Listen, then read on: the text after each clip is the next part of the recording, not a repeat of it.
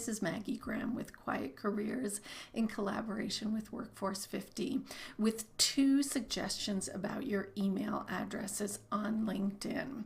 The first has to do with your primary email address and specifying that as your personal email. So the second has to do with listing past professional email addresses on your account. So if you head on over here to where your photo is in miniature in the top right of your screen and go down to privacy and settings, you'll see we're going directly to this page that we need. We're on account basics. And I want to talk to you about this first item here, the email addresses, and you'll see that it's plural, which goes to this second point of listing more than one address on your account. The reason that I suggest listing several email addresses is because people will use your past email addresses to find you on LinkedIn. There are over 460 million users on LinkedIn.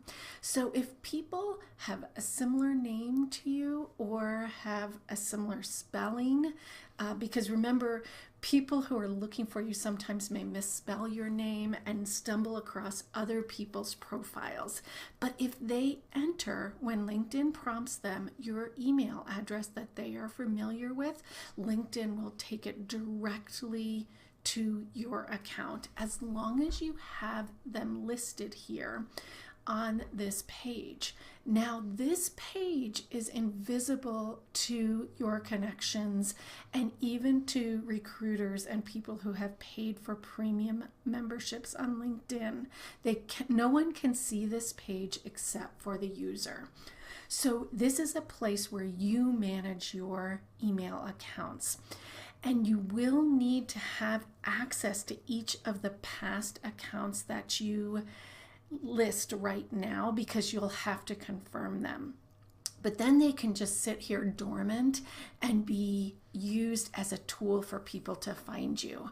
And remember, you still have complete choice about whether you want to accept a connection request that someone sends you or decline.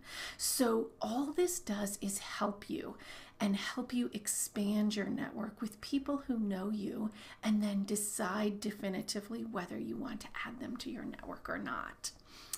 So the second thing that I wanted to mention is about your primary email address. And you can see I have my Gmail address listed as primary. I could elevate any of these other email addresses to the primary, but only one can fill that role because that's the one that LinkedIn will use for my password recovery.